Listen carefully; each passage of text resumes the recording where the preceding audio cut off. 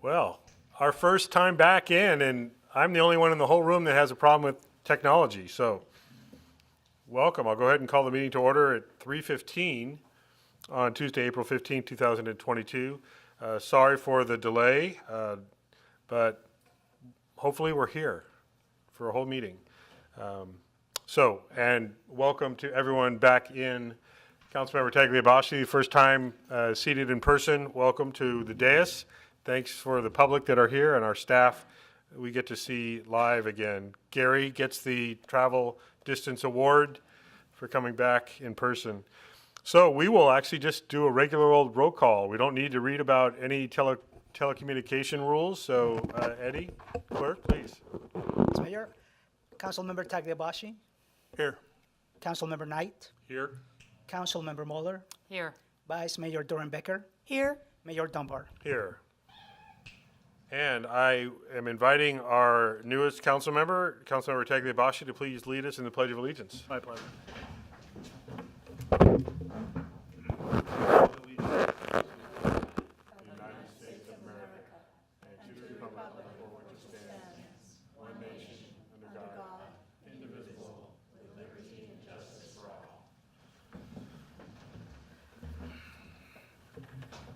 So it's just a little ironic. I've been the only person in here for 2 years and had no computer trouble. And everybody comes in and only my computer doesn't work. And we tried 4 computers until we found the magic computer. So, okay, quickly, we're going to move on. I'll entertain a motion to adopt today's agenda. I don't believe we have any changes. So is there a motion to adopt? So moved. And somebody can click on second. Let's see, actually we need, did you click on, we're doing this new electronic motions and seconds, so I'll second. Second? this is still asking if I want to move the item, but I know. Vice Mayor, And I'm going to click on move because it's on my screen. We're Yeah, going to see do what it. happens. You can do that, then can fix All it right. later. Okay. I just, okay, you moved it.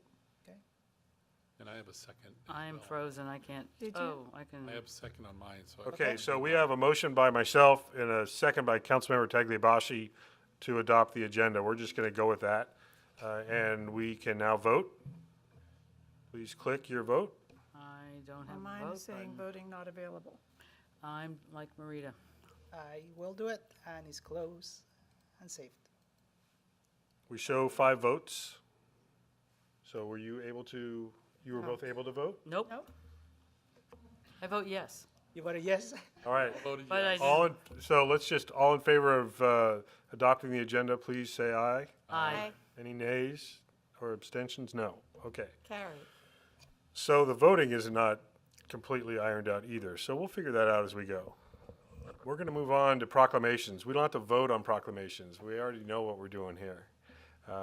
So next is to recognize a couple of our residents for their service to our community. And we're going to start first with a certificate of appreciation for Paul Marciniak for his service to the Parks and Recreation Advisory Commission.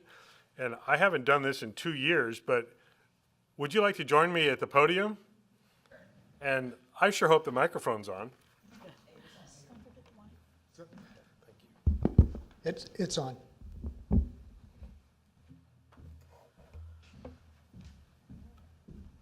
This is fun. We get to pass out wine and everything. It's a surprise after 2 years. Yeah, right? Okay, so this is a certificate of appreciation in recognition of Paul Marciniak, Parks and Recreation Advisory Commission. The town council and staff express a sincere thank you for your contributions and service to the town of Youngfield as a member of the Parks and Recreation Advisory Commission between January 2016 and January 2022. Thank you very much. Mayor. Yes, so you get this, Uh-huh. and you also get this Oh, for your nice. service. Very So if good. you'd like to share anything with the community and with the council? I just briefly want to thank Mayor Dunbar and the council for allowing me to participate in the advisory commission for the Park and Recreation Department. It was extremely rewarding for me to be able to function and see how the government works, how our community works, how we have such a wonderful staff with Director Holland's Park and Recreation Group is awesome. And then Joe Dagliabashi as the Public Works Director, and now John Ferens as Public Works Director. Their staff and the amount of effort that goes into maintaining and developing and improving our parks is amazing. And I was glad to be a participant in it and working with great people. And I just didn't want to leave. I had no reason to leave except for I would like to have other people have the opportunity to participate and develop a stronger community. The more we have participation, the stronger we become. And it's a beautiful community, and we're glad we live here. And thank you very much. Thank you, Paul.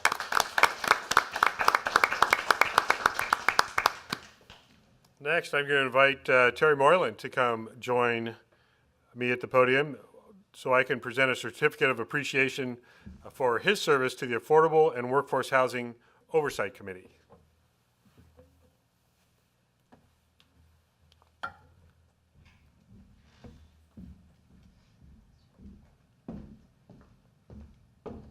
Terry, good to see you again. Yes.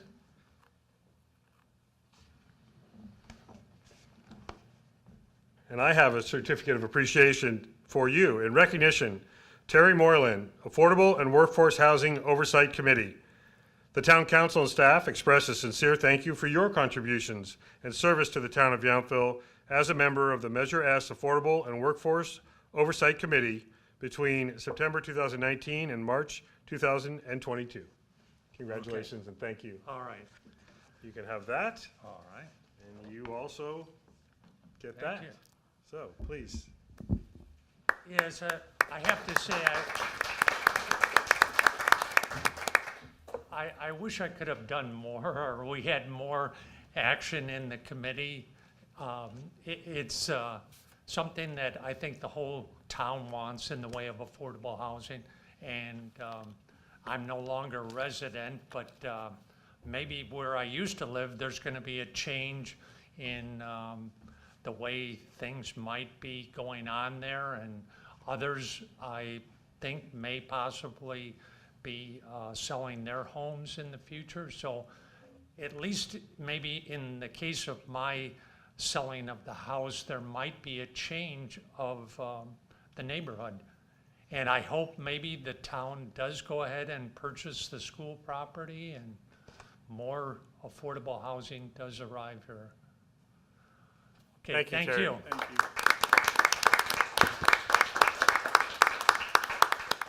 And we're working on that. And we are working on our housing element update and having those very conversations. So we'll look forward to having news for you and the community to share hopefully later this year.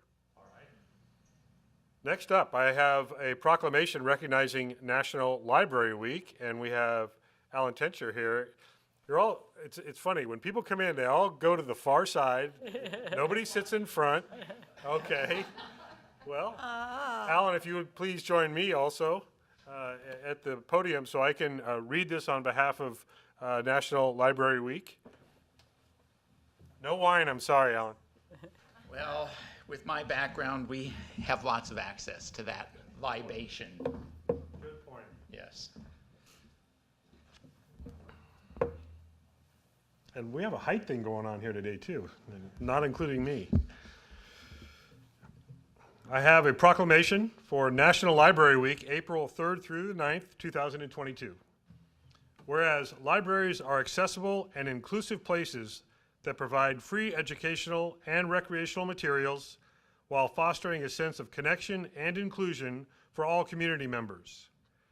Whereas the town of Youngfield provides space for our library in the Youngfield Community Center. The town's Parks and Recreation Department staff work in partnership with library workers to provide a reliable source of information and entertainment that satisfies a variety of interests. Whereas in addition to keeping the library open during most of the pandemic, our librarians worked as disaster relief employees, fielding calls for the Napa County COVID Public Health Call Center. Whereas Popular library programs include Book Buzz, Mahjong, Story Time, and take-home crafts that attract multiple generations of visitors.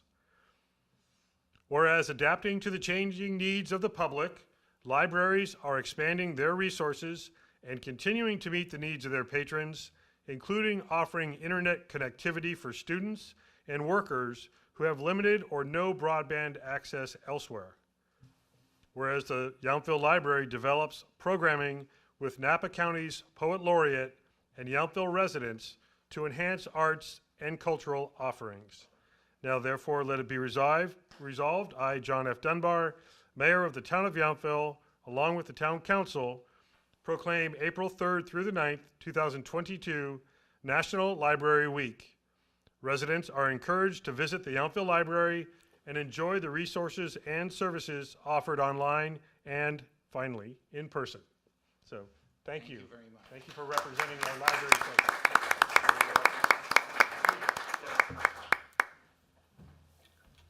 Thank you, Mayor Dunbar and Council. As president of the Friends of the Yountville Library, I am honored on behalf of Library Director Anthony Halstead and our local librarians Rebecca Simon and Alex Delgado to receive this proclamation of National Library Week here in Yountville. The proclamation recounts the many ways the library and library staff support our community and recognizes the close relationship between the town, community, and library. It will be on display at the library, and I encourage you and our fellow residents to stop by at the library to view it. Thank you again. Thank you very much, Alan. Mayor Dunbar, we also want to just acknowledge that we did receive a comment from the Napa County Library Commissioner, Myrna Davis, just acknowledging and thanking you for this proclamation. Great, thank you very much for that. Okay, we're going to move on to public comment on matters not on our agenda. Anyone from the public in the chambers have anything that's not on today's agenda? Not seeing it. You all got your recognitions and you're good with that, okay? Anything sent in that's not on the agenda for today? Is that part of the agenda? We did receive one additional comment for Library Week proclamation. Sorry, Mayor, we did receive an additional public comment for the National Library Week from Scott Owens. Would you like us to read that into the Yes, record? please. Okay. Thank you to the town of Yountville for recognizing the Yountville Library and its team of dedicated staff during National Library Week, a time to connect with your library and promote the idea that libraries are places to get connected to technology and other resources for Yountville's patrons, residents, neighbors, visitors, and supporters. The Friends of the Yountville Library exists to focus on public attention on the library to stimulate the community's awareness and use of the library's resources and services, and in partnership with its dedicated volunteer board of directors and members, support and cooperate with the library in developing services and the facilities for the community. As we celebrate National Library Week, and today, April 5th, National Library Workers' Day, a day for library staff, users, administrators, and friends groups to recognize the valuable contributions made by all library workers, I invite you to connect with the Yountville Library and consider joining the Friends of the Yountville Library. The Friends will conduct its annual meeting on June 23rd in the Arts Room at the Yountville Community Center. Please join us to learn more about the partnership and collaboration among the town of Yountville, the library, and the community that we serve. Scott Owens, Friends of the Yountville Library Board Member. Thank you. And no other public comments, Mayor. Okay, thank you very much. So we're going to move ahead then to our consent calendar. I believe Councilmember Tagliabashi, you had requested an item be pulled for consideration. Could you identify that item, please? Yeah, I'm sorry, Mayor, that's item B, the resolution to adopt a budget adjustment from Fund 26 SB 622 balance to the new MT 3023 Measure T project in the amount of $27,275.50. Okay, so we'll pull that and hold that for consideration. Anything else being pulled for consideration? Or seeing no, other, I will entertain a motion to adopt items 7A, C, D, and E. Is there a motion? I'll make a motion to adopt consent items A, C, D, and E. And are we going to be, we're trying the electronic, okay? So if you have a button that says move, I I don't. seem to be getting that button. I have it too. You're the only ones who got the button. Well, Councilmember Moeller was going to make the motion, I will move for you, Councilmember Mueller. and then I believe Councilmember Tagliabashi was able to I can make a second that. So motion, Councilmember Moeller, second, Councilmember Tagliabashi. Go ahead and please vote to adopt items 7A, C, D, and E. I don't have a vote button, but I vote yes. So let's do a voice vote. All in favor of items 7A, C, D, and E, please say aye. Aye. Aye. Any opposed? Abstentions? So that passes unanimously. And we will now consider item 7B. As Councilmember Tagliabashi read, I'll just do it again. Consider adoption of resolution number 22-4110, authorizing a budget adjustment from Fund 26, SB 6022, balance to the new MT 3023 Measure T project in the amount of $27,275.50. So I will just go ahead and ask if there's a specific point or question about that, and then we'll ask staff to answer. Yeah, I was just going to make the comment, Mayor, because I think it's such a remarkable accomplishment, that our pavement condition index in town is a 78. That's an achievement that's unmatched in this valley and in very few places in Northern California. I think this staff has a plan to achieve a PCI, a pavement condition index of 80 in the not too distant future. And at that point, the town will be among a very small handful of organizations in Northern California, and most likely in all of California, that has a pavement in that, a pavement that's in condition that's that well maintained. And I think it's a testament to the council's past and present, and especially to the staff, John Ferns and Rosalba Ramirez, who are doing amazing work. As Councilmember Knight and myself were discussing earlier, they're trying to get ahead of the paving season so we can avoid some of the weather challenges that happen in the fall. And I think that's admirable and remarkable, and we're lucky to have staff, public works staff that's just that forward-thinking. And I know I felt like I was lucky to have a council that was supportive of what we were trying to do even before Measure T. So I just wanted to celebrate that, so thank you. Thank you. Councilmember Knight, yes. Mayor, yes, I just wanted to second Councilmember Tagliabashi's comments to just thank the public works staff, because they're thinking ahead. We're expending some funds in this budget year to be sure our project gets done timely and when the weather is good. And so thank you for your efforts. So I believe we don't have any questions or concern for the staff report. We just wanted to have a special acknowledgement of this item. So, and I would say that the rest of us agree with the comments that have been made by our council member colleagues. With that, Councilmember Tagliabashi, since you had requested this, would you like to make a motion to adopt this? I would, thank you, Mayor.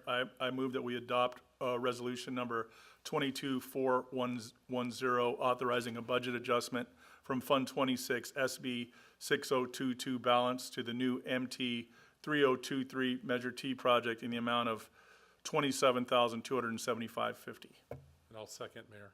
So we're just going to go ahead with the audio motions. Councilmember Tagliabashi, second by Councilmember Knight, even though the electronic says Councilmember Bowler. It was moved by Tagliabashi, seconded by Knight. There we go. Okay, if you can, we're going to try to vote. Do we all have a voting Yes. display? Yeah, it popped up. We're getting closer. Yeah. I learned how to fix it on the fly, Mayor. All right. And do we have all 5 in? Yay. There we go. That does carry unanimously. Thank you. It worked. Yes, and thank you also on behalf of the whole council, John and your entire team. I saw you reaching for the microphone. If you had any response. I don't know if it's on or not, but thank you. I just want to say thank you for your support. We're doing it on behalf the council, and thanks to Joe's prior leadership getting us to a high number prior to me taking over. I think as a group, we're proud of the fact that we can say we have no potholes in Youngfield. Excellent, thank you. Please pass it along to the entire team. Will do, thank you. Okay, we have no public hearings today. We will go on to our first administrative item, which is item 9A, consider approval of resolution number 22-4112, authorizing the town manager to execute a 5-year contract amendment to the professional services agreement with OpenGov, Inc. to include the online citizen services portal and approve the use of $22,600 of the fiscal year 2021-2022 budget contingency for the one-time implementation cost. And as we are shuffling staff and seats, if you are all ready. Are we ready? Go ahead.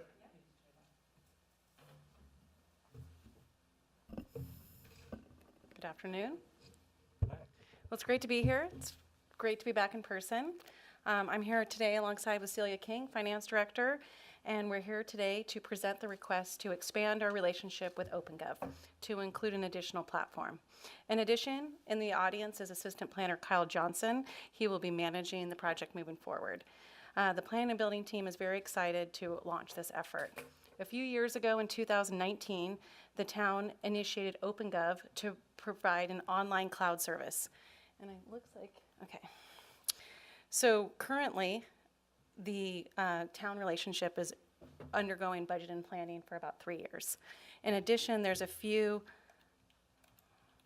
elements of the reporting and transparency platform that the town uses. The request today is to add an additional element of OpenGov called Citizen Services. The Citizen Services, the town's experience in OpenGov has been really successful. Staff picked up the software really quickly. The public portal is really user-friendly. It has an intuitive design and a simple interface. All right, as you can see, the OpenGov has a portfolio of services, and today we're only going to be focusing on the addition of Citizen Services. Citizen Services is a custom profile. It basically can do whatever you want. For the most part, we're going to be looking to launch anything to do with a permit. It's a cloud-based software, and it's visible from mobile devices such as an iPhone or an iPad in addition to the PC. It provides a wide variety, and our goal is to basically move anything starting with over-the-counter building permits all the way down to a tree permit.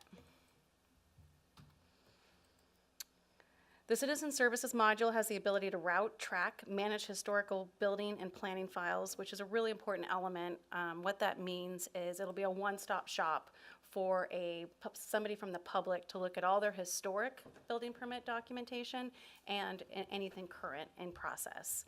This is in addition to long-term records management and Laserfish. Applicant can schedule inspection and make annual renewals simple and efficient. It was really important for the team as we were looking that whatever process was chosen, that it had experience in the state of California. Here's a list of some of the jurisdictions who have successfully launched Citizen Services. I consulted with 3 of these jurisdictions. The city of Sonoma, they did an RFP process and interviewed 10 online-based companies, and OpenGov was the chosen contract. City of Scotts Valley is still in the implementation process, and the city of Benicia has launched the program a few years ago and is very pleased with the result. It's a little bit hard to read, but here is a draft example of, if chosen today, what the town of Yountville public portal would look like. They can choose what element they want to go to, directing them to submit a permit or pay, a business could pay a transient occupancy tax. Again, a little bit hard to read, my apologies. This is an example of what either somebody from the public or interdepartmental staff or an applicant would review to see where their permit was and what status it was. It also shows the ability for interdepartmental agencies to discuss with one another. We wanted to conclude with the benefits of OpenGov Citizen Services. In parallel to the effort to scan all of our building and planning permits, OpenGov will provide a public portal of both the historic property records and current projects. In addition, Celia King is here, and basically we just wanted to give you a summary and then be available for questions.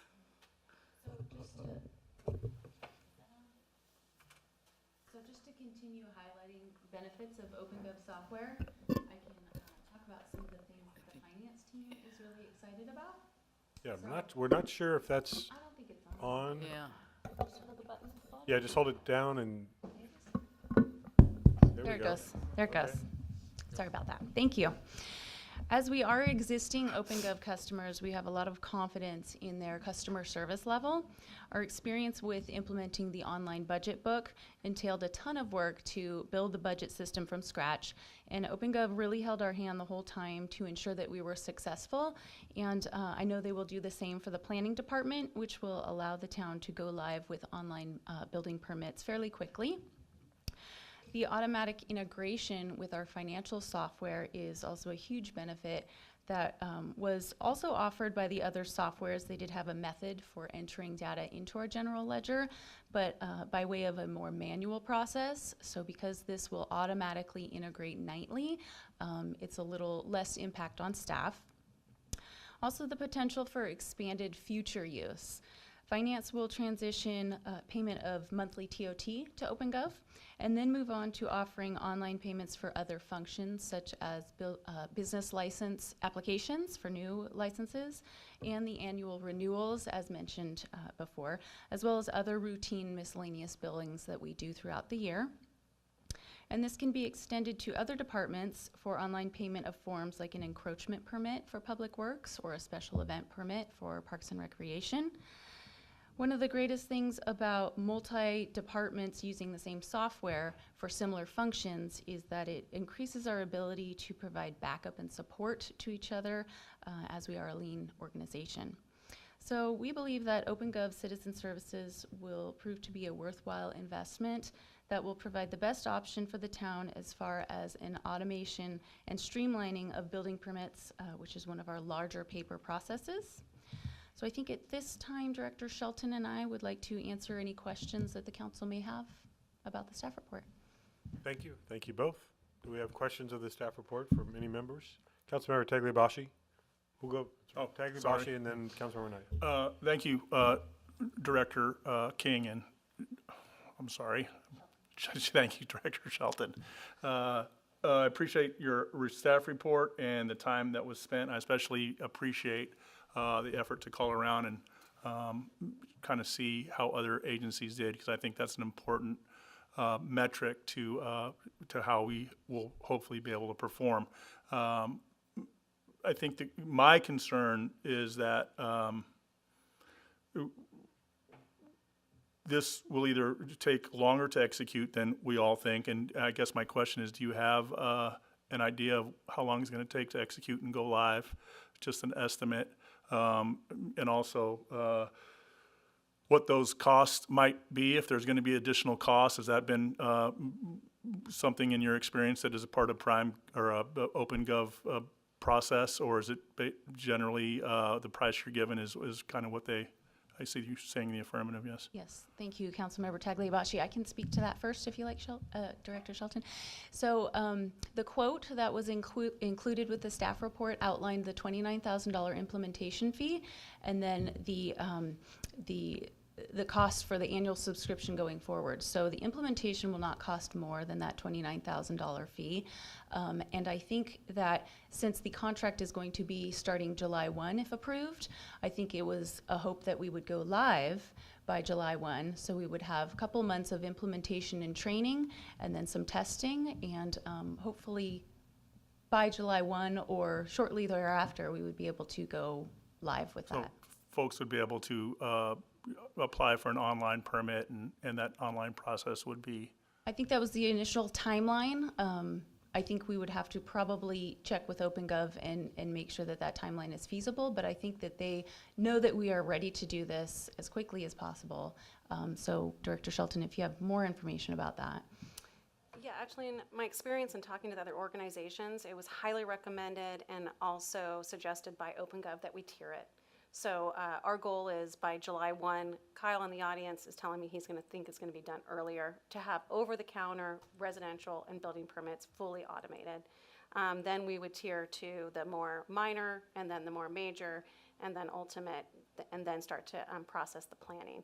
The nice thing about the one-time implementation is that it's not just building out different modules. It's actually building out the most complicated of modules and teaching us how to do future forms. So really what we get in that implementation is a huge amount of training and kind of like the most complicated, and then the intention of this software is for most staff to be able to create the online permitting if there's new programs in the future. Thank you. And how many permits this year are we talking? And on a normal or a pre-pandemic year, how many permits did your department process? I want to say it's about around 200 year-to-date fiscal year.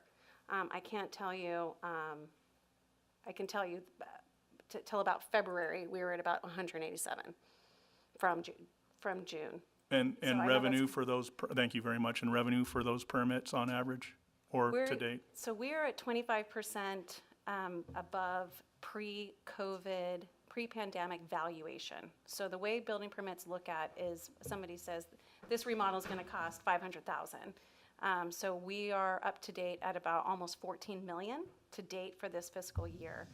Whereas an example of last year in the middle of COVID, it was 3 million. Oh, that's substantial. One last question. So I noticed in the scope of work, and this is just coming from my own work, doing many implementations and kind of struggling with some of what is in the scope of work and some of these details. They talk about maybe, I think it's 2 60-minute training sessions, and I'm wondering, is that enough? And maybe that's a better question. I see Director King shaking her head. I would think so. If it is, I'm assuming it'll be similar to the online budgeting that basically a staff of 2 did. It was really myself and our financial analyst. And it was, I think, a little bit more in depth than the online permits will be, because the permit process, building the permit process, was a very simple drag and drop, which criteria you wanted to build your form. Whereas for online budgeting, we were, getting into coding and designing and things like that. So I think that their quoted amount of training will be sufficient, and I think we'll pick it up very quickly. And another great thing, which I think I highlighted, was the customer service level. If at any time we're struggling, they are right there for us. They're super responsive, and they don't have an attitude of, oh, you had your 4 sessions of 60 minutes. It's, what do you need? How can we help you? So I know that they will be there to help us get this implemented. Yeah, that's encouraging. Thank you. Yeah. Councilmember Knight? Questions? Thank you, Mayor. Just a couple questions. I noticed in the report you talked about that we have contracts with other services, and so it sounded to me like there are some already budgeted expenses that we'll be able to use on OpenGov. So if you could let me know about that. And the other thing is, I just want to say I think the OpenGov Citizen Services Portal is going to be a great use for Yountville, and in the future, it seems having this portal, we'll be able to use it for other citizen services, that you'll be able to build different types of portals for them to use. And because in the last year or so, just looking at through council emails, we receive a lot of emails from firms that are selling their product and trying to sell their product to cities. And I followed OpenGov has also had information in our emails about citizen services, their portal, and it just seems like it's going to be an excellent fit for town, so that residents can go online, get services immediately, and communicate with staff. And so I think I'm looking forward to it. So thank you for the research. We had a similar example. because during COVID, everybody started to tailor their software to provide more online-based business. Over the course of the last 4 months, I think we interviewed and had demos from about 6 or 7 different online companies. And the one thing that's nice about OpenGov is the citizen services platform is tenured. It's been around for about 5 years, whereas a lot of these newer portal conversations are new. But one of the best things that we really like is that it automatically files in our records retention software, so it's already going to be long-term filed. Whether OpenGov isn't our chosen permit platform in 5 years, all of the files will still be adequately recorded and in long-term storage. And Councilmember Knight, just to touch on your comment about the other contracts that we do have existing, we are using HDL for online payment of TOT, but that is limited to that one service. So that contract is $10,000 a year. So redirecting that $10,000 towards OpenGov will allow us to continue with the online TOT payment and online payment of other things, which is an expanded service. That's great, thank you. Any other questions of the staff report? No. Seeing none. Any public comment on this item, Eddie? We do not have any, Mayor. Okay. So I think we've had discussion. Is there action on this item? Anyone like to make a motion? And if so, please verbalize that while we're seeing if it will take on the technology side. Anyone? I'll move the motion. Thank you. And it looks like Councilor or Vice Mayor Dornbecker seconded. Okay, motion, Councilmember Knight, second, Vice Mayor Dornbecker, please vote. Not coming up. Okay, let's do a voice vote. All in favor? Aye. Aye. Any opposed or abstentions? No, it passes unanimously. Thank you. Thank you. Thank you. We'll get this electronic voting thing down here eventually. Interesting consideration for this is, it's hard to get back to the, unless we save it up on top, to get back to the resolution, to read the resolution title and header, and so I assume if we just accept the or the motion, that's sufficient for Well, record? we need to not have the vote screen go up too early in case there is modification to whatever the motion is. So that we can also read the, The vote screen shouldn't go up until the motion's made. okay. So you should be able to see it.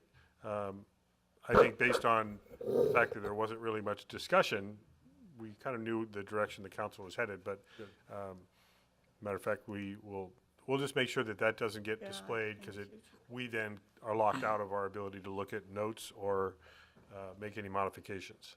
Okay, we're gonna move on to item 9B, consideration of a request from Councilmember Knight to schedule a formal council agenda item at a time in the future to establish a local that would, depending on if we have a conversation and how that conversation goes, it would establish a local town of Youngfield campaign contribution limit rather than use the state limit, which Napa County has enacted, and that is allowed under AB 571.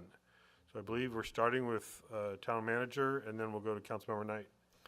Thank you, Mayor, Council. Really brief, this is a conversation about whether you want to have a conversation.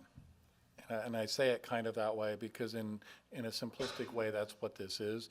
Today's discussion will not be about the merits of the idea, but consistent with the town council protocols that require this process for the council to make a determination that it is something that there is council support to move forward and place on a future agenda.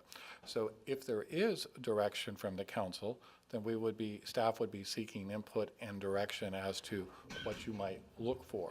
But today, Councilmember Knight has prepared an outline, and it's attached, and I will transition to him to explain the inquiry.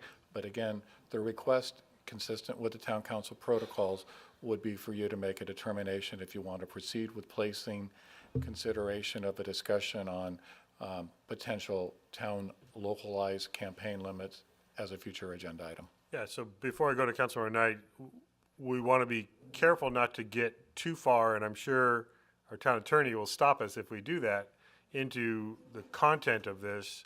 but we do need some explanation, as Councilmember Knight presented in his memo, to explain what the request is. So Gary, maybe you can give us a heads up before we get into this, where we can go and where we should not go. Yeah, thanks, Mayor and Council. So there can be a discussion, as there must be, to decide whether or not you want to bring this forward at a future agenda, and that can be why you think it should be discussed at a future meeting or not. Specifically, AB 571 talks about local contribution limits, and it talks about other things as well, but that's really what's in the purview of the town council. By adopting a local ordinance, you can set that either higher or lower than the state default limit, or say that there is no limit, as some jurisdictions have done, so that there's nothing at all. Those are the three options, and that's up for discussion tonight on whether or not to bring that item back. Staff's just looking for direction on whether or not to bring a future item back. So how far into content, like if there is consideration for changing from the county and state limit, can there be a proposal of what that would look like or not? I would wait for the next meeting. Okay. If that's, the council wants to bring it back and there's a majority of you to bring it back, to have that be part of the next meeting so that it's properly agendized. So, again, I'm trying to protect all of us here, but especially Councilmember Knight, who has some information here. Is he allowed to go into all the details that are presented in the memo, or is that something that should be held for a future date if we agree to talk about it in the future? I'm going to pull up the memo and look at it really quick again. Okay, because there is information in here about what it might look like if it were to be changed. I just want to make sure he's allowed to, or not allowed to, get into any of the specifics. So I'm just trying to be careful about not. And Mayor, I do have a comment to that, because I did revise my comments. I understood that my memorandum includes items in it that we'd only would discuss, it'd only be relevant if we brought the issue back to council. So I just have a few comments tonight that are really directed at encouraging us to take the action, and I'm not addressing any specifics related to campaign contribution limits in my comments tonight. Okay, and so if you're okay with that, Gary, what I'll ask you to do though, Gary, if any of us, whether it's Councilmember Knight in his presentation or any of us, go too far, please don't hesitate to stop us from doing that. Okay? Will do. So given that very narrow context, Councilmember Knight. Thank you.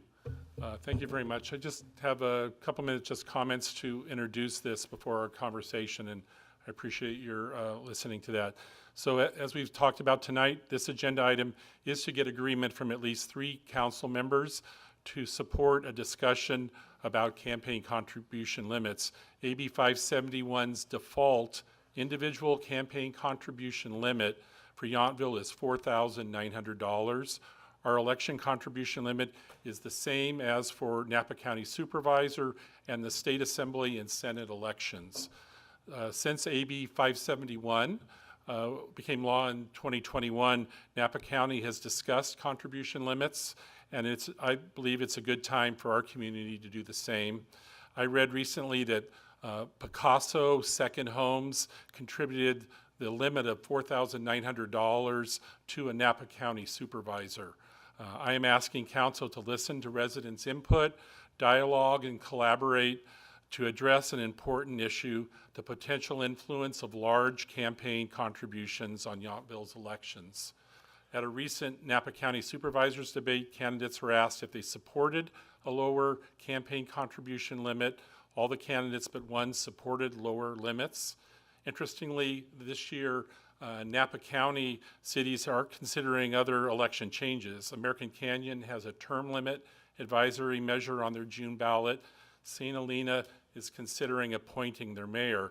I believe the influence of large campaign contributions to voters is voters' primary concern, and Yountville can lead the way in Napa County on that issue. And so briefly, I just want to say Yountville's local economy has changed. past local business leaders like the Egan family, Jan Fechter, George Altamira Sr., and others. I'm a little worried right now, Councilmember Knight. I think you're getting into content we can't discuss. I don't. Am I correct in that, Gary? Yeah, I think we'll circle back to a discussion on whether or not to bring this back for a formal item. This could certainly be Okay, part of the limits. I guess and what I'm that discussion would talking be. about our history in the town and the benefit of the conversation, but This- not a specific So, issue about Councilmember it. Knight, this goes beyond the request to have a discussion. This gets into the discussion. And I've asked the town attorney if that's correct, and what I'm hearing the town attorney say is, yes, that's correct. Yeah, and it's not a function of the content of the discussion other than the limitation that's in the agenda description for this evening. And this is in line with the protocols, as I understand it, for bringing items back for future discussion with the council. So discussions about future items, whether or not to bring this back, once it's part of, if that is a majority's will, then it would be subject to a broader discussion about the pros and cons of whether or not to. So move could it. you just clarify, can Councilmember Knight continue or not with the direction of the content he was getting into? I would recommend not, and that this come back to a discussion with you all on whether or not to have this be part of a broader discussion in a future meeting. Got it. Okay. Mayor, then let me just summarize it quickly. So I want to make sure you're understanding what I'm trying to do is protect you from violating the agenda. And please make sure that you're hearing our town attorney advise you not to get into content. This is a request for us to discuss it or not. And I understand that, and I guess I apologize, I guess because of Brown Act, maybe I should have circulated my comments to the town attorney and the town manager before, because I think they're just relevant to a history of the town and the importance of considering it and not specific issues about whether we need it or not. But I understand these general comments. So I can certainly, I'll be happy at some point if we move forward to make these comments. But it's just, my summary is that I just, So, Councilmember Knight, please, don't summarize content that we can't hear today. And it could jeopardize your ability to agendize or have a discussion about this item. okay. I appreciate that, Mayor. And so I will defer, and my request is for the council. I think it's what I've said. I hope hopefully you understand that I believe it's an important issue for us to bring forward to discuss. It's an issue that's been discussed in the Valley by the County Board of Supervisors, and the community is addressing this issue in other ways. So I look forward to us hopefully re-agendizing this item, and then I can complete my comments later. Thank you. Okay. So that is the presentation. Before I ask for council, well, I can ask questions. Of course, we have to be very careful what questions we're asking. Are there any questions of the presentation before we get into consideration of the presentation? Okay. Do we have any public comment on this item, Eddie, before we have council deliberation on the item? I believe you have a couple emails. We do, Mayor. Deputy Town Clerk Hillary Gotti will read it into record. Our first comment is from a Mr. Michael Bork. I support Eric Knight's recommendation that the council adopt a formal agenda item to address campaign contribution limits and suggest that they should be lower than the allowed AB 571. Our small town is economically dominated by moneyed individuals and corporations, each capable of commanding an outsized influence on town policy. Lowering contribution limits would level the playing field and give more of Yountville citizens a true voice in town decision-making. Thank you. Second, we have a comment from Mr. Billy Hewitt. To the Honorable Mayor, John Dunbar, and respected council members, I respectfully urge you as a council, as residents and friends and neighbors, to consider placing a future agenda item for discussion of the topic of local campaign limits for Yountville rather than accepting the state default limits. This provides an opportunity for further education and discussion with the residents. Thank you for your consideration and public service. And lastly, we have a comment from Ms. Hillary Tripp. Dear Mr. Gomez, council members, as a concerned resident and voter in Yountville, I support having a council discussion regarding contribution limits by individuals for elections held in Yountville. This is a very important issue for a small community like Yountville that seeks to have active community involvement in our town government. recent passage of AB 541 by the California legislature, which includes a new default limit on a statewide basis, demonstrates the importance of this issue. I believe Yountville should have a public discussion and consideration by council of whether Yountville should enact a lower limit as permitted by AB 541. Yountville is a unique community in that it combines a very significant commercial and business interests with a small community. It seems to me that considering whether an individual and corporate contributions to candidates and specific Yountville ballot measures is an important matter appropriate to be considered by the council. And those are all the comments. Thanks. And just for the record, there's an error in Ms. Tripp's AB 571. She Yes. says 541. She says Just so we AB can maybe 541. make sure that there's a notation in the record for that. Okay, thank you. And that's all the public comments, correct? Correct. Okay, thank you. So I'll entertain discussion by the council, if anyone would like to go first. Anyone? Well, I'd be happy to. Vice Mayor? First of all, Hillary, I did want to bring to your attention that it's Billy Hewitt is a delightful woman. So Thank not you a for mister. that. There was a little ambiguity, so I apologize. So That's Ms. all Billy right. I'm Hewitt. sure she would talk to you about it. But and my feeling is that I think this is a very worthwhile discussion, and the size of our town and a lot of other things that we're not going to talk about today. I believe that it's definitely worthy of a conversation. So I support bringing it back for talking about it as a council. Okay. Thank you. Councilor Tagliabashi. Well, I don't have a lot of time up here, and I certainly haven't had to raise funds, but I have supported folks who have raised funds, and I think I'm not inclined to support this measure.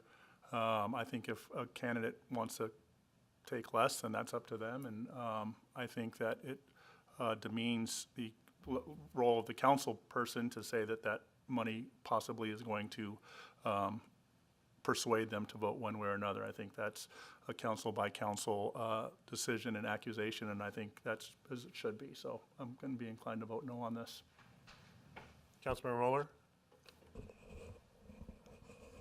My opinion is that, and I've certainly been through several elections now, sitting up here, and the AB 571 has actually lowered the limits of what they were before. $4,900 doesn't seem to be a really high number to me. I could think of one example. You could get $4,900 from your mother and then have enough for your campaign, and you can actually spend all your other time working on the issues. And it is the same as county and state, and I don't really think it's a matter of weighing a small town versus a county and state candidate. It's really a matter of the money you're going to raise and where you're going to spend it. We don't have to buy TV ads, a lot of big signs. It's a pretty simple campaign already. And in the past, most of the candidates have really, please, town attorney, tell me if I got the numbers wrong, but on Form 460, if you just can fill out Form 460, and only when you breach the $2,000 threshold, then you go to Form 470.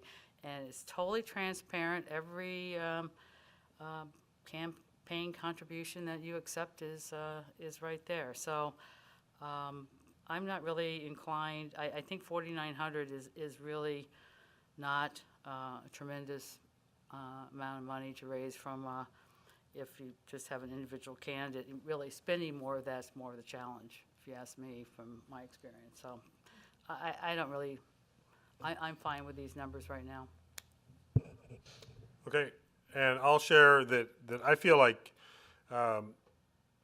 contributions, I think, are very similar in terms to yard signs and other, letters to the editor, other statements that people are allowed to make, and it's a form of free speech, frankly. Somebody wants to show how much they support a candidate. They have a limit that's set by the state, that's set by the county. And I think this is, in a way, a solution looking for a problem. I don't think we've ever had in the 18 years that I've been here, and I'm quite confident before that, anyone that has received campaign contributions that then resulted in a problem of their service to the community. And I think if that's what we're worried about is contributions that are so high that, I think you mentioned that there was a concern about corporate influence, but we're not talking about corporate contributions, we're talking about all contributions, and a member of the community should be allowed to make a contribution that he or she feels is appropriate up to the maximum. They are fully disclosed, and so people can make their choices about whether they like or don't like who is being supported by whom. I support the newly set lower limit that the county put in place. We haven't even gone through an election cycle with the new limits to see if there are any consequences with that. And if we start to judge it based on the size of our jurisdiction, I think that complicates even more how we value the role of individual council members and the mayor's position.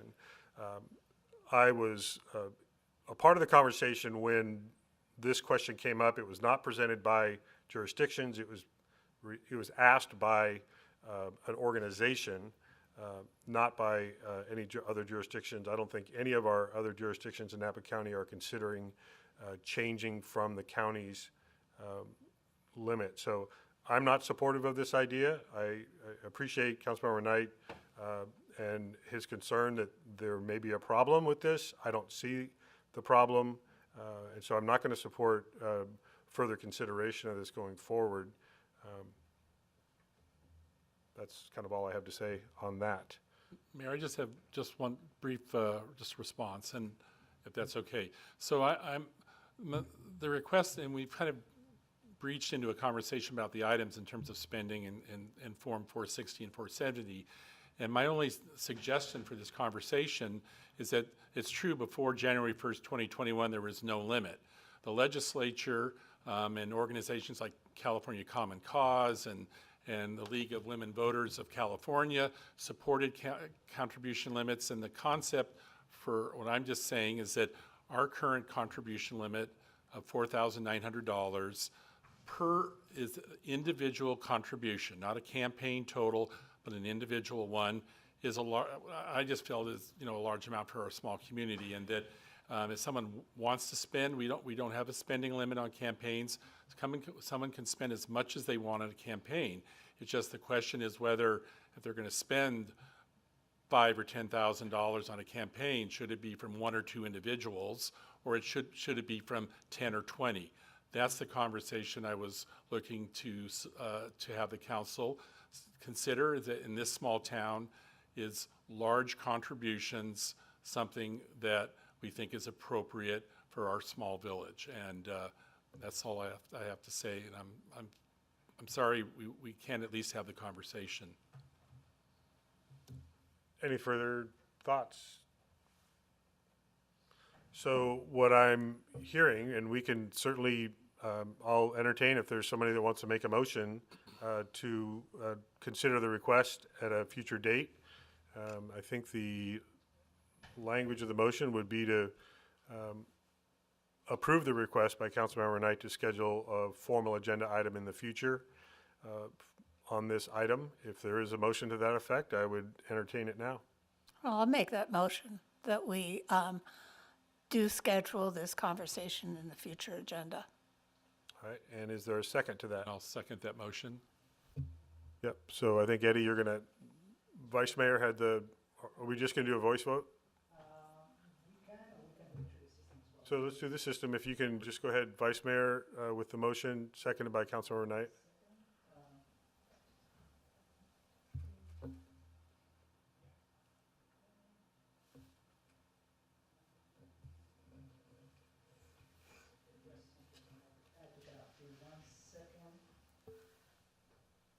Okay.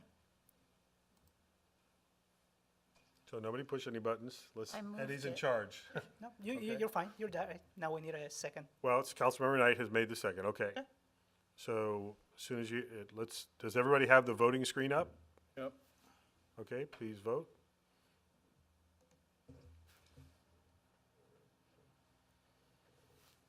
Mayor, we're missing your vote. It's on my screen. Is it? Huh. It's a no vote. It's not showing on mine. So shall we do a voice vote If to you make prefer, sure? yeah, Let's. yours is the only one that's not. Okay, captured here. so mine is a red nay. Okay. I don't know why it's not showing up. And So it will appear in a second. There it is. the individual vote? Defeated. Yeah, but we just want, for the record. See, is it appearing? Nope. We are. I see it on my screen, See it on the your vote. screen. Okay, so the yes votes were Vice Mayor Dornbecker and Councilmember Knight, 2 votes, 3 votes no, myself, Councilmember Moeller, and Councilmember Tagliabashi, so it is defeated 3-2. Okay. And we're getting closer to having this electronic thing worked out. Okay, well, thank you. Gary, thank you for, I know we were having to try to walk a fine line with that, but I appreciate that you helped keep us in line. Okay, let's move on to items 10, A and B. First one is a water conservation update for February and March 2022. John? We're gonna do the chair Shuffle, here okay. momentarily. Name tag shuffle too. Thank you. All right. Good afternoon. Is this on? Good afternoon, Mayor and members of the council. I am John Ferns, your Public Works Director, and I'm here to give the water conservation update for 2 months, actually, because March 1st, the last meeting was on March 1st, and we didn't have February data yet. So it's good to see everybody in person. Jumping right in. I revised the slides a little bit, but you'll see on our drought monitor, I get this data from the state of California. It's their drought monitor. You could see at that March 1st meeting, the red portion was fairly small. Yountville was in a severe drought, which is not great, but as you can see, as of April 5th, the Yountville itself is still in the severe category, but the west portion of Napa Valley is on the edge of extreme drought. So with the weather being the way it is, we can only expect that red area is going to creep and cover the entire Napa Valley in a couple of weeks. So 2 recent developments that we want to report out that will affect our water management as well as our water conservation efforts. The first one is the governor just issued recently, a few days ago, Executive Order number N722. It was inspired by the driest first 3 months of a year in California recorded history. So the 2 main points taken from that executive order is the first one is it puts all the local water suppliers, it urges them to remain in or become into a phase 2 water shortage emergency. So we are in one now here in Yountville, so we'll remain in that indefinitely. And our goal is to manage all of this so we don't have to get into a phase 3 if we can. And the other piece that the executive order issued was telling the state regional water quality control board to evaluate a ban on watering decorative grasses at businesses and institutions. And just a reminder, in the state of California, approximately 80% of our water goes to irrigation of landscape.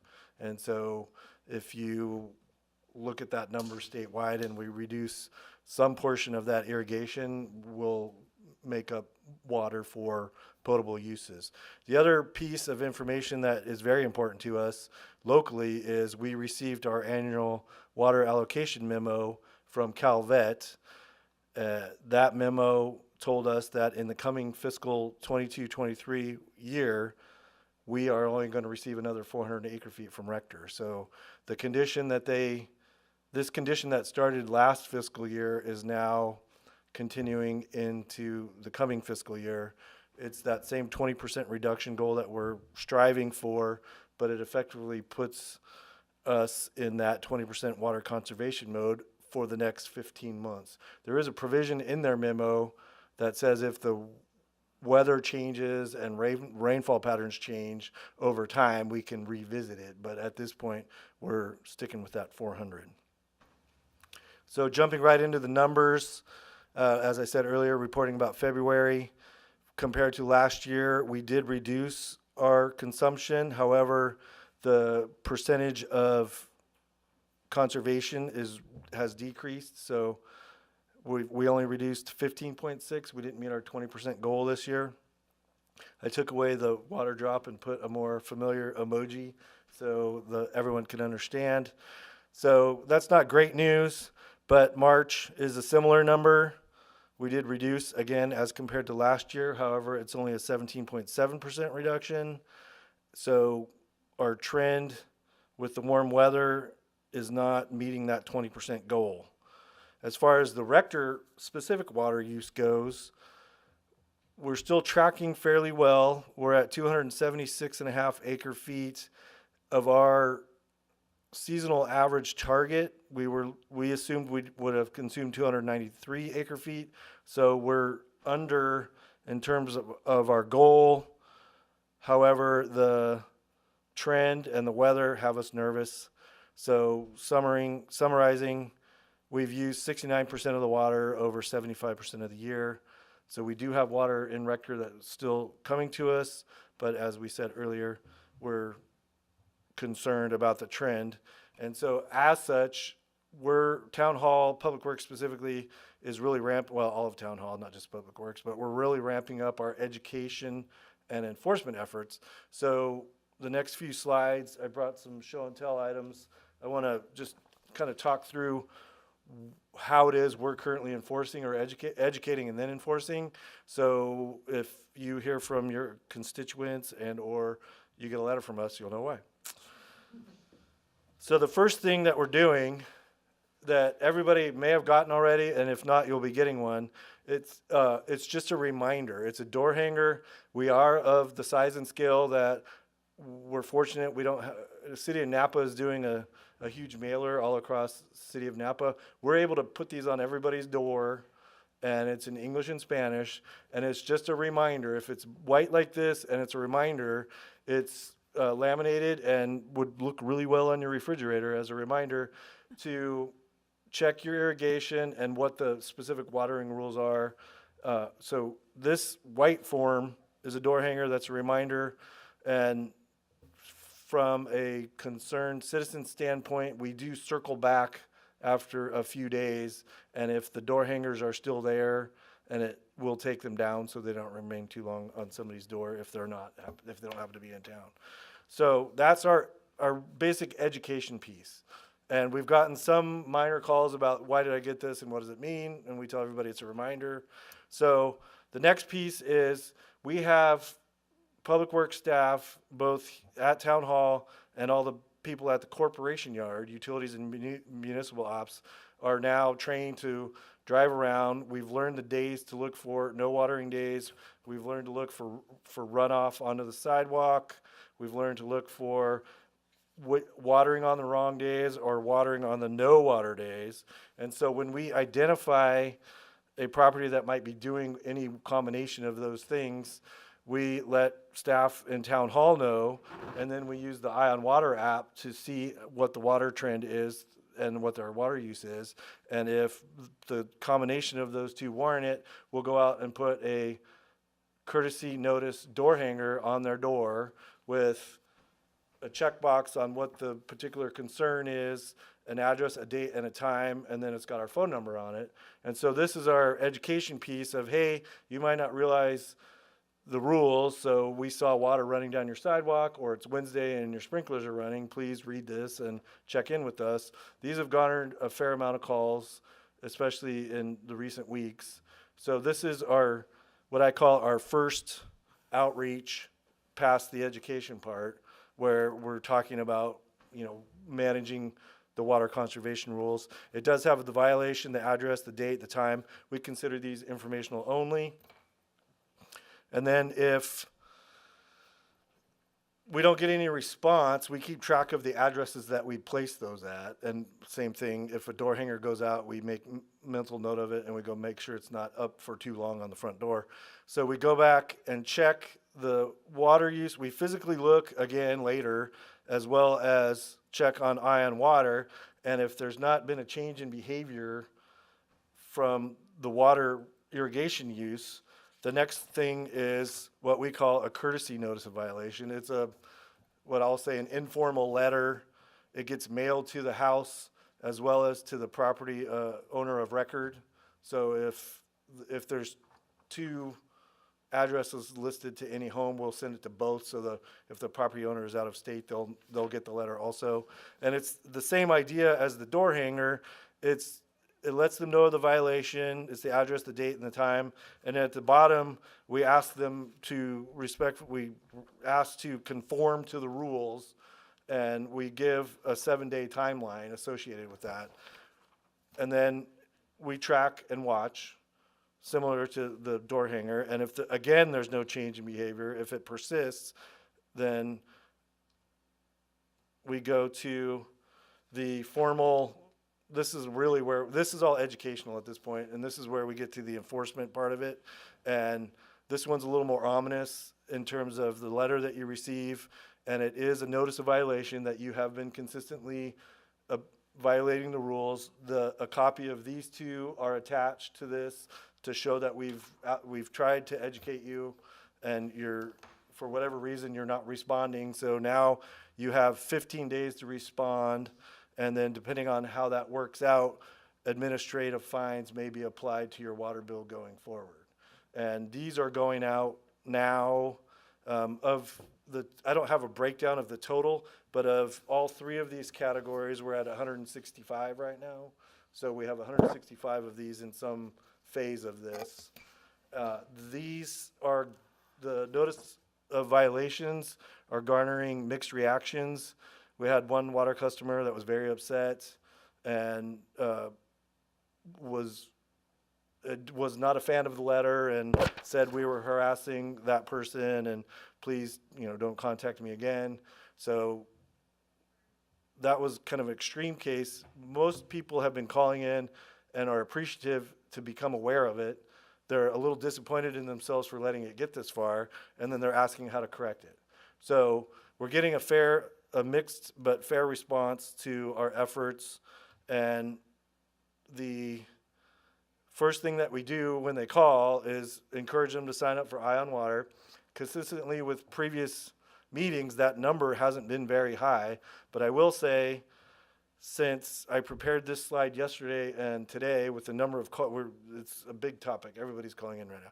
With the number of people that have called in today, we've had 3 sign up since this morning. So my 218 number there is up to 221 now. So that's not a huge jump, but in one day over the course of a few months when we didn't get a big increase, we feel like we're doing very well. So with that, I will stop the screen share, or I'll leave the screen up, but I'm available for questions.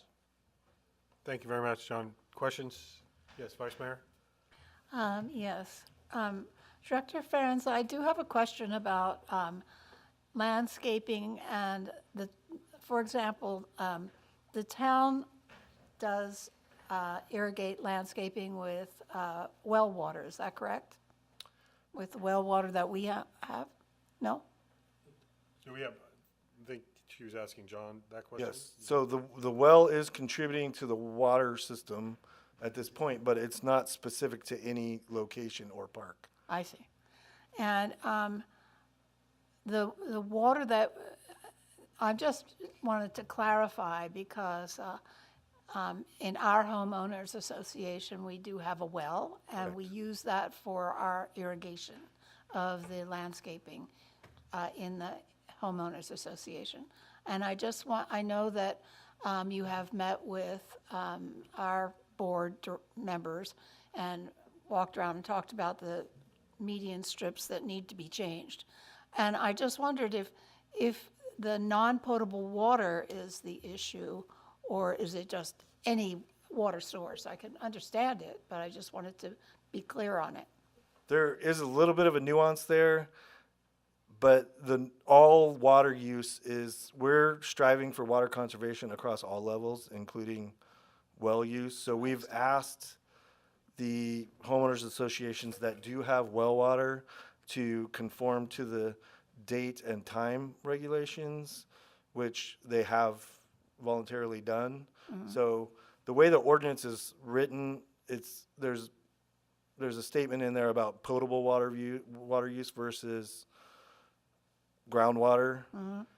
So we're thankful that the homeowners associations are complying with the potable rules, even though they might not fit exactly in that box. And also, if I would, there's some additional information, Vice Mayor.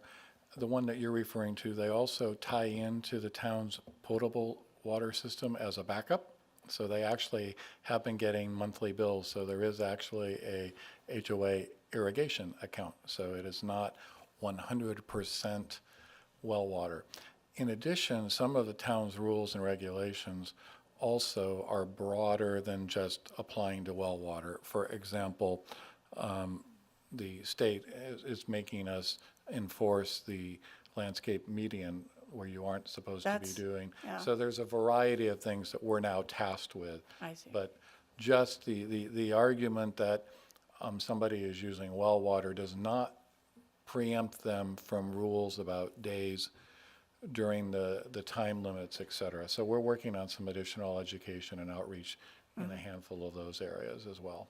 Yeah, well, I know that this particular homeowners association is no longer fighting that issue. Well, they're So also they happy to understand. know- right, well, I they're just mo- wanted to clarify.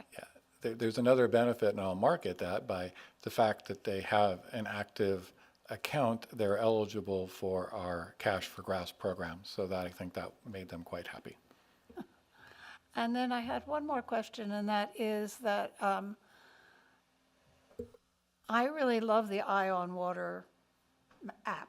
We have that, and I check it, and I was wondering, is there some way that we could tie into those education efforts that you're making, the requirement that they sign up for Eye on Water somehow? Is there anything we could do about that? Yes. And in fact, in those notice of violations, that's usually part of the abatement order. And I there's see. a requirement in there that they sign up for Eye on Water, and that's Okay. certainly been a remedy the town's used in the past for folks who have violated not just the emergency regulations, but other provisions of the water code too. Great, thank you, that's what I was. Follow up on that one, the town can still look at a user's water use, whether they're signed up for Eye on Water or not, correct? Okay. Councilmember Tagliabashi? Thank you, Mayor Dunbar. I have a few comments and a couple of questions. So following up on Vice Mayor's question about the well, is there a plan to amend the Muni Code so that wells are included and kind of eliminate some of this confusion and a little bit of that we have water and you all don't? I mean, my neighborhood is on well, and I know I've fought that fight, and I'm wondering if there's any plans to amend the Muni Code so that that source of water can be included, since it is all a resource that's limited. And I'm just wondering. Yes, we would like to bring an item, we are going to bring an item forward that creates consistent language amongst our Muni Code as well as the state rules, and clarifies that well water is water and water is, to make it universal to water. And that would be commercial and residential both. Correct. All right. Is there a big conflict between the state language and our own? Is that the problem with the well language? Not to get into too much of a discussion about it, but. The state language is specific to, you can't have irrigation running off onto the hardscapes. Right. And they're not specific to the water type. In the list of our restrictions, there's a series of restrictions similar to the states that say you can't overwater, you can't water on certain days. All of that stuff just says water. No, wait, let me stand back. The day and time is the one in our code that is specific to Yountville's potable water supply. Right. So Wells are excluded from some of that it, language. it's silent about the well, but the line in our code says, Potable water. yeah, Right. yes. Yeah, and that leads back to my discussion. Thank you very much. So I would look forward to seeing that and having that discussion, because I think it's important, based on my own HOA. We just went into, turned over our whole, a ton of turf into drip landscape, and there was some question about watering and days, and thank you for weighing in multiple times. I think it's important that we all recognize that it's a shared resource and that we're all trying to conserve, but just because you're trying to conserve doesn't give you some permit to overwater. So I think that your clarification helped for sure. I also have been getting several calls from people who have gotten some notices of violation, and most of them, and I know this from being the Public Works Director as well, they don't even realize that their irrigation's running. In one particular case, it was running from 4 a.m. to 7 a.m. She had no idea. She told me she was stopping showering and all kinds of stuff. I said, you don't have to do all that. I said, just look at your irrigation meters. And she neglected to realize that she has 7 or 8 irrigation meters on the property. So while only one of them was running for 20 minutes, it was 20 minutes times 8 or however long it was. So it was a 3-hour period of time, and it used, I think she said 1,200 gallons of water in that 3-hour period. And so even though she was only watering those 2 days, it was more than likely running down the street. So thank you for that. And for those people who aren't sure what's going on, have your landscaper help you, because it does get a little confusing, and it's often just a matter of adjusting the timing on the irrigation meter. I have noticed personally in my walk, and it's anecdotal, that there is less water running down the street. I just don't see it as much anymore. I don't see it running across the sidewalk, so that's a good sign for all of us. In my own neighborhood, we have a bunch of master meters, so I'm wondering, is there gonna be a move also maybe in the Muni Code to help encourage those of our neighborhoods who have master meters to change to individual meters? I think that's something we need to look at and review a bit more. I mean, I think it encourages water savings, that's why I'm asking. it certainly does, and I know there's a time period by which, we don't necessarily qualify for that because we're principally metered, but we can review. There was state law a while back that has a deadline for meter installation. Believe it or not, in this age, there are still some utility districts that do not have meters. Sacramento County for a long time didn't So, have well, meters. Gary and I and John will take a look at that, and see if that is something that needs to be brought forward for consideration. But thank you for your efforts. I think this town in particular goes above and beyond in trying to help educate and not hammer people, but at some point, it doesn't work. And, the one last thing I had was about door hangers. Some people are concerned that door hangers are some kind of, because we have so many second homeowners, and I'm wondering, have you had those questions, and is there a way to? We don't have a specific schedule, but we know to circle back where we've placed them within a few days, and if they're still remaining there, we'll speculate that they're probably not there, and then we take them down. Thank you. And then we would reach out via a different way. Yeah. Thank you very much. That's my final question. Thanks.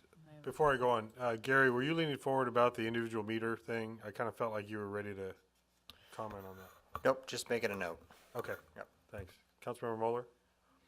Just a couple, I think this is great, and I'm really glad it's on our agendas every single time, because I think it's probably one of the most important things that we're talking about. You mentioned that you've handed out 165 individual pieces that you were talking about. So is that to different homeowners, or some homeowners got all 3 pieces just to? So there's 165 water customers that have gotten one or one, well, at least this. Okay. And then perhaps some version of these 2. Okay, great. So, and then the other question is, have we started issuing fines yet to any water Now, customers? the series of letters that went out last week are the first group that starts the 15-day timeline. And if we don't get a response within 15 days, the fines may be applied. So stay tuned for our next council meeting. We can talk about whether fines went out. All right, thank you very much. I wanted to just reinforce commercial is being held to the same standard as residential. Yes. 'Cause some people don't believe that.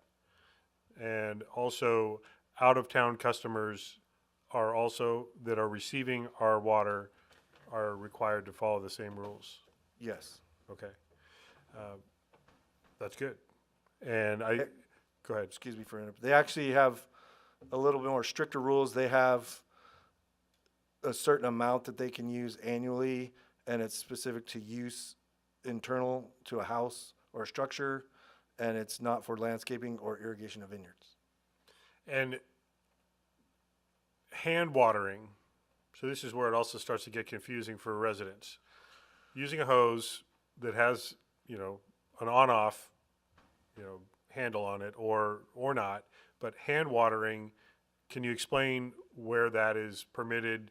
Like Monday, Thursdays, Tuesday, Fridays, or is it totally independent so that people understand if they're hand watering, and also as it relates to new plantings? So hand watering is not considered irrigation, so it's not subject to the days and the times, but it is subject to the overrun. Don't hand water the sidewalk. Don't hand water to the point that it's running down the street or in the gutter. But hand watering, by and large, is independent of this, and we've checked with other agencies in the valley, and they enforce it consistently with in the same manner.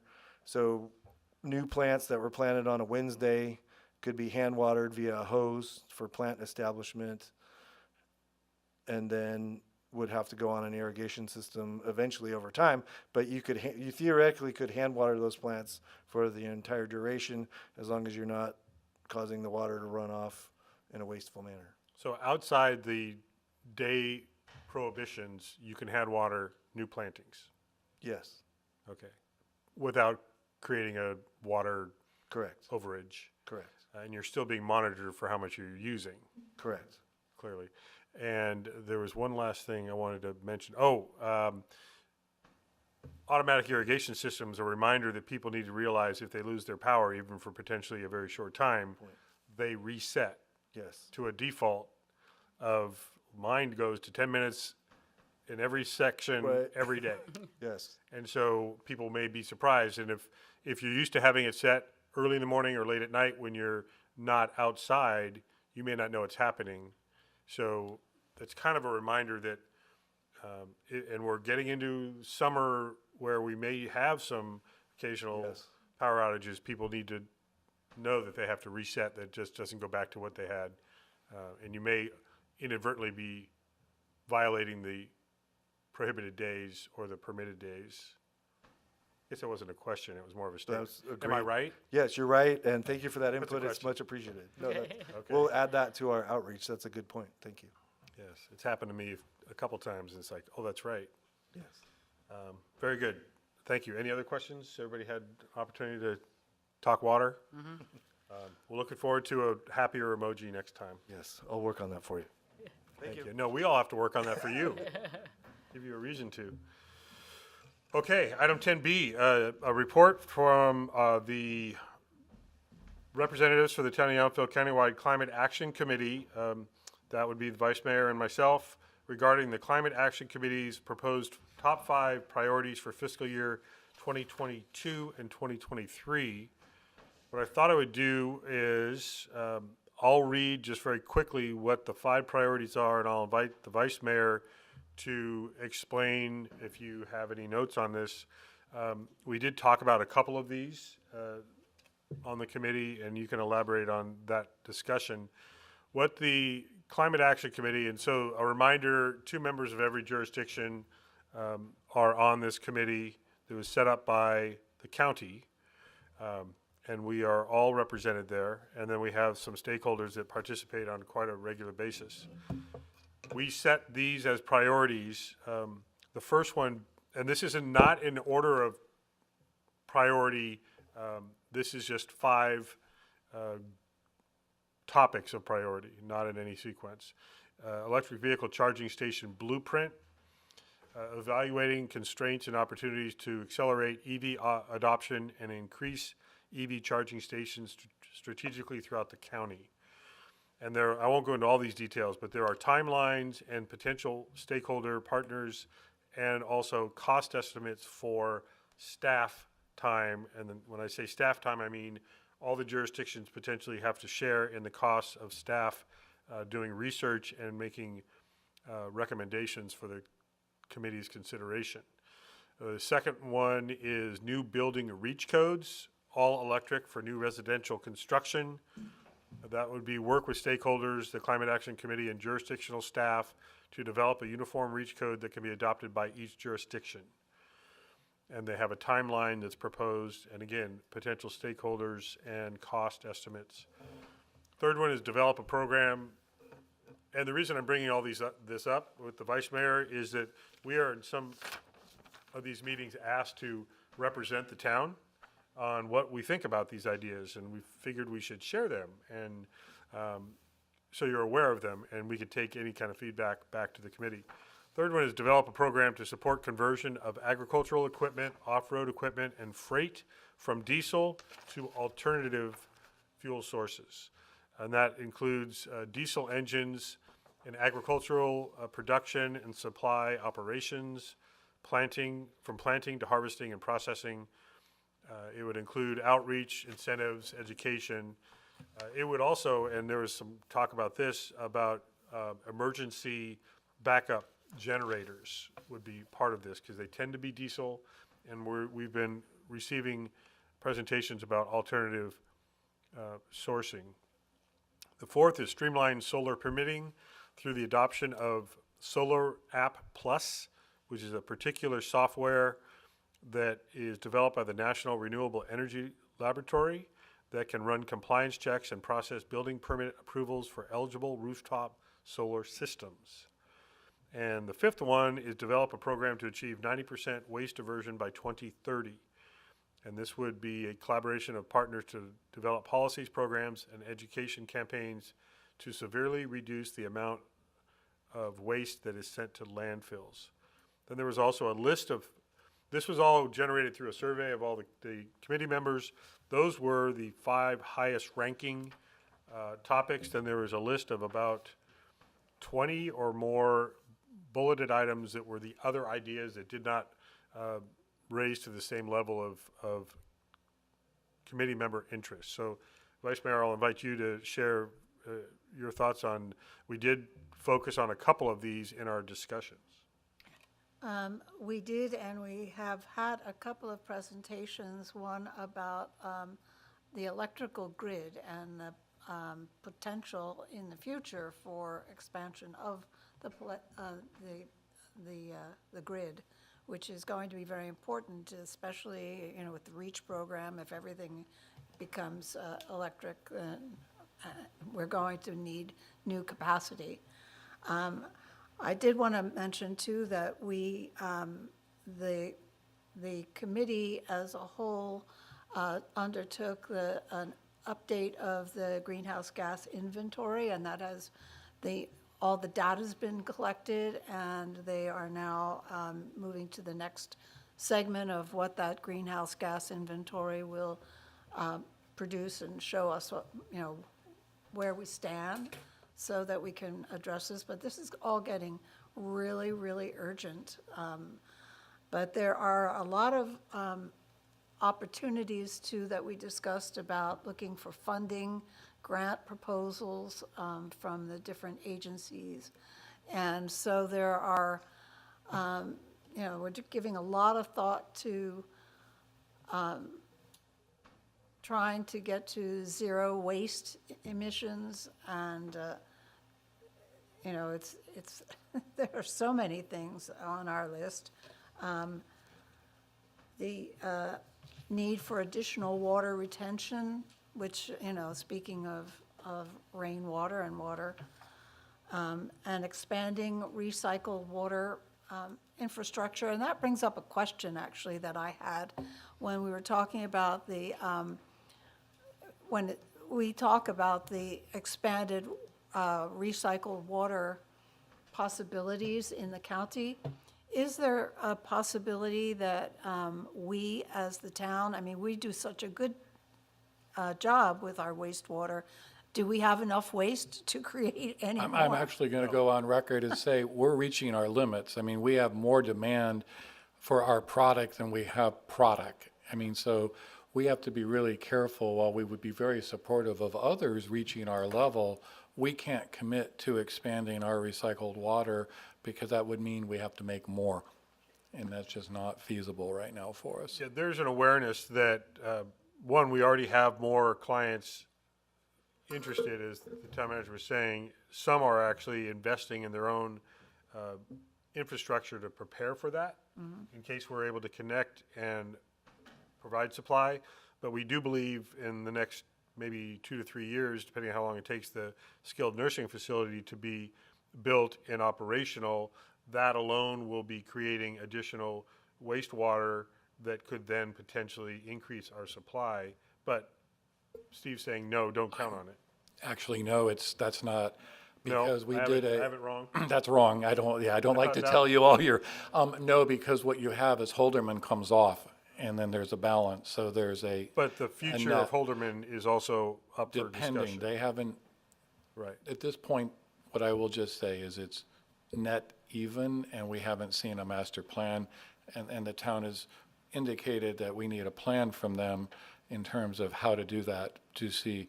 So, I mean, short answer right now is our plant facility, we're reaching our limits on that. It's just, right now, until we get substantially more supply, meaning more people generating waste, we don't have a lot more recycled water.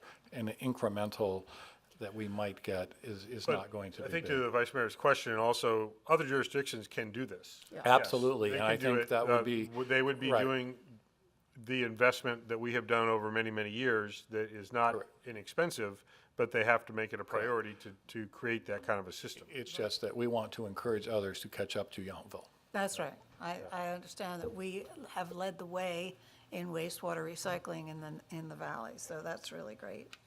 So, but we are facing, as we get close to our budget process, we are looking at, our portion of investing in doing all of this work may go up, and so we have to be prepared to look at that. And as we find out additional needs that we do have, we will be bringing them back to you. Yeah, and what I'll say to that also is, you can imagine we have 6 jurisdictions represented, and not everyone agrees with all of these priorities in terms of how they're going to budget them, when they're going to budget them, and the population numbers are so different.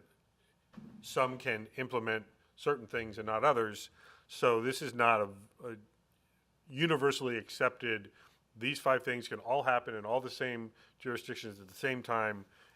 And so, but these are areas of priority and focus for us to keep moving forward on. But Vice Mayor is right that we need to be prepared for requests for funding on some of these, and it might be that these shift because other sources of revenue have made something that's not on the top 5 available, and then we need to be a little bit flexible for that. Mayor, Vice Mayor, to that point, your current budget is comprised of grants and then a base contribution based on the formula from each jurisdiction. Right. And then you all chose to do additional work with a pro rata share. So I will definitely want to follow up with you all to get a better understanding of where you think the base budget's at, so that I can make sure that we address that number in the upcoming budget to more accurately reflect where you think your baseline's going to be for our allocation this Right. year. Okay. And we meet monthly. We probably can add this onto our agenda that's our standard, even though it'll be every other meeting likely that we are reporting out. But you can plan on reports out on our agendas from the Climate Action Committee going forward. We may just want to add that to our council That's meeting good. reports. And if we have no meeting, then we can just skip over that item. Thoughts from the council? Anything? Councilmember Moeller? My thoughts are that, first, there's a lot of bills that are actually going through the legislature, or, getting someone to sign on about, You know, Dodd's got one for diesel generators. He's also got a new one that's going to create climate action districts. And that perked up my ears because I'm on LAFCO. You hear the word district and you go, okay, what's going on? So anyway, so but with initial conversations with his office, it appears that it's going to be a financing district mechanism. So, you know, just something to throw out at one of your future meetings. You know, if we have any extra staff or somehow to really follow all the bills that are kind of going through the legislation. There's a lot of them, and maybe you can kind of get behind some of them. And they might, you know, actually be going through the finance governance. So you might get some money that way. So that's one thought. And of course, this won't surprise anybody, but I really like number 5 about the garbage. It's not 1382, it's actually 1383. And, you know, we are really, I think everybody who is participating, I'm going to assume everybody is in town is participating, otherwise you're going to get some of those John Farron oops tickets from us too. So, you know, there's a lot that can be said for, you know, everyone looking in their brown can now. There's a lot less stuff in there, you know, because it's all going in that green can and coming back as mulch. So and also with 1383, the state's already done the math and shown you how much methane we're actually saving. The numbers are there. I always like metrics. And so the metrics are really kind of done for this one. So that can easily be generated. My problem is I think some of the other ones all sound great, but the metrics aren't there. So to me, being an analytical person, I would really like to see, you know, how much are we going to save if we do this versus this to help prioritize. So those are my comments. Yeah, and that perspective was brought up, and we discussed the fact that even the cost estimates and the timeline estimates are speculative, and they don't actually include cost for implementation. Right. This is just have somebody's staff, and that's the other thing. We're not volunteering our staff to do all the work, and no other jurisdiction's doing it either. And so then where do we get the staff support to do the research to provide the additional data on what might we be saving and what might it cost? And so it's still a little bit cumbersome. There is talk of us all investing into a consultant that would then monitor all the legislative activity, do the research for other jurisdictions that may have already implemented some of these things, and provide that kind of staff support. But we're not there yet. But we did tell everybody, which is why I wanted to put this on our agenda now. We said everyone's in budget season. Right. So be aware, as you brought up, we may want to consider, not knowing what the number is, but just beef up a little bit what we are prepared to offer in support of some of the research and development of some of these ideas. We're already ahead in a lot of these areas, and there are concerns in some of these areas. The larger jurisdictions, for example, how they deploy certain things are different than how we would deploy them in our smaller jurisdictions in the county area. So really just an informational report. So we've informed you. Yeah. Yeah, Councilmember Knight.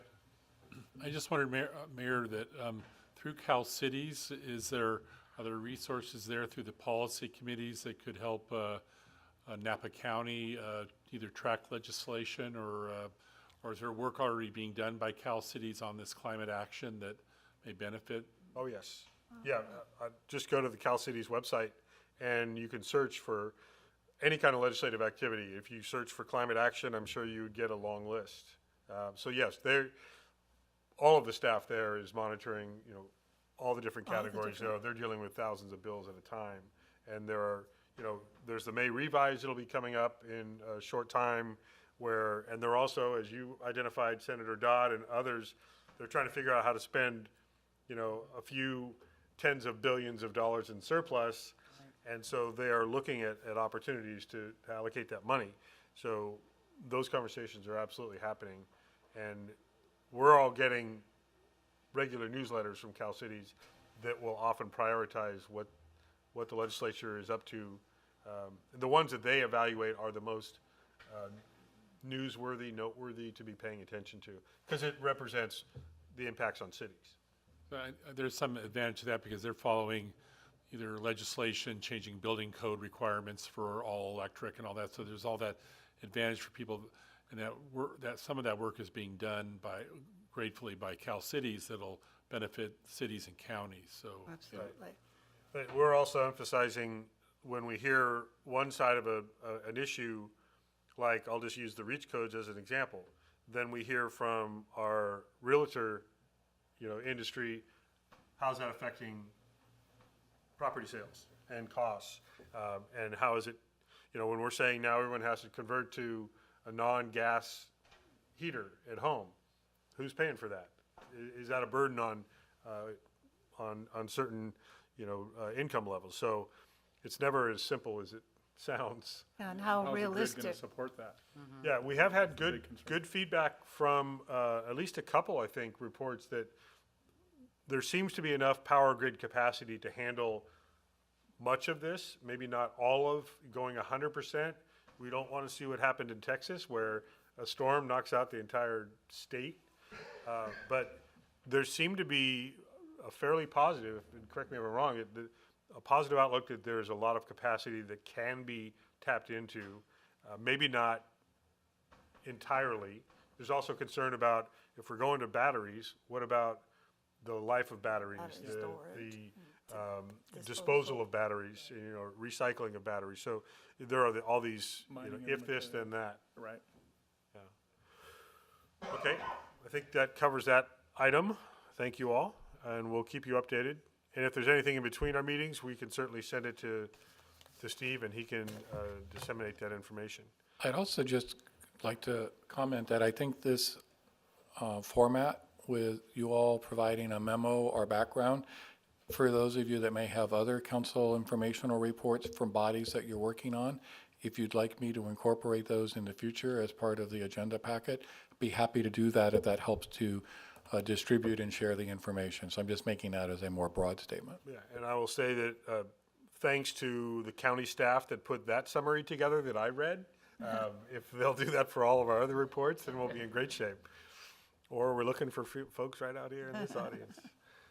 But yes, that would be helpful if we, before we come here and verbally make a report, if there's information we want everyone to have at their disposal, we should submit that ahead of time.